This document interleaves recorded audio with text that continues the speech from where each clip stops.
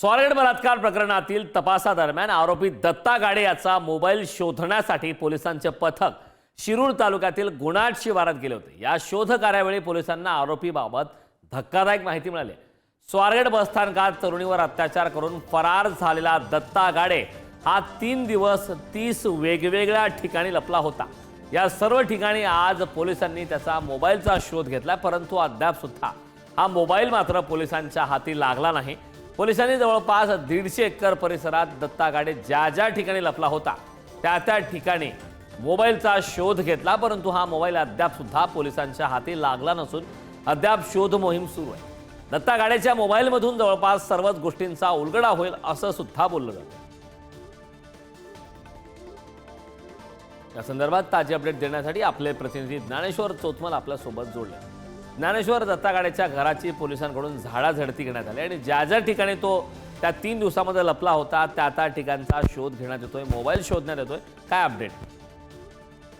स्वारगेट बलात्कार प्रकरणातला जो आरोपी आहे दत्ता गाडे याचा मोबाईल अजूनही पोलिसांना सापडत नाहीये। त्या मोबाईलमधून अनेक गोष्टी उलगडू शकतात। या सगळ्या तपासात अनेक महत्त्वाचे धागेदोरे त्या मोबाईलमधून समोर येऊ शकतात जर मोबाईलचं तांत्रिक विश्लेषण केलं तर। यासाठी पोलिसांना हा मोबाईल हवा आहे आणि हाच मोबाईलचा शोध घेण्यासाठी आणि अन्य तपासातल्या गोष्टी शोधण्यासाठी दत्ता गाडेला घेऊन पोलीस जे आहेत ते गुणाट गावामध्ये पोहोचलेले होते। पोलिसांनी जवळपास 30 ठिकाणी जो दत्ता गाडे लपला होता त्या सगळ्या ठिकाणी शोध घेण्याचा प्रयत्न केलेला आहे। मात्र हा मोबाईल जो आहे तो सापडून आलेला नाही। इतकंच काय तर जो गणवेश त्यानं पोलिसांचा घातलेला होता तो रामोजी फिल्म सिटीतला असल्याचं दत्ता गाडे सांगतोय, मात्र ही माहिती देखील खोटी असल्याचं पोलिसांकडून सांगण्यात येत आहे।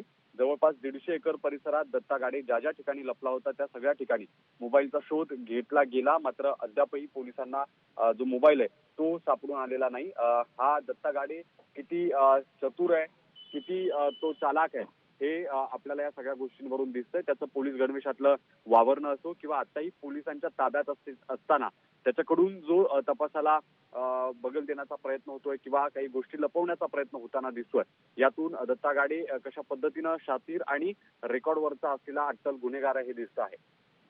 नक्कीच ज्ञानेश्वर, खूप खूप धन्यवाद या संपूर्ण माहितीबद्दल।